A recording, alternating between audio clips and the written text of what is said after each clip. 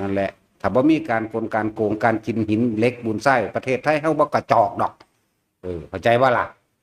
บ่กระจอกอันเงินที่สิเอามาเฮ็ดเพื่อประชาชนนั่นน่ะนอกจากมันพากันสแตกเบิดแต่ว่าก็ไปแดกแห่นไม้ในขี้ดินหมดล่ะคือเป็นปวกนั่นคือเรียกว่าเศษกรรมเล็กๆน้อยๆพวกเป็นปวกเด้อพวกเป็นสังเสชะดึกดื่มน้ำพื้นน้ำดินนั่นน่ะ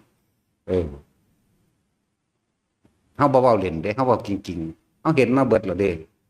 จากหนักขึ้นมาหาเบาจากเบาลงไปหาหนักซับไปซับมาอยู่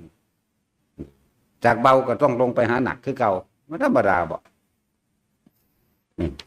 คำเว้านี่บ่เล่นจักอย่างดอกเด้อคำเว้านี่มีแต่คำจริงทั้งเบิดบ่เล่นบ่มีถ้าเว้าจริงเห็นมาล่ะพอฮอดกับปวกสู้เติร์ดเตอร์พอด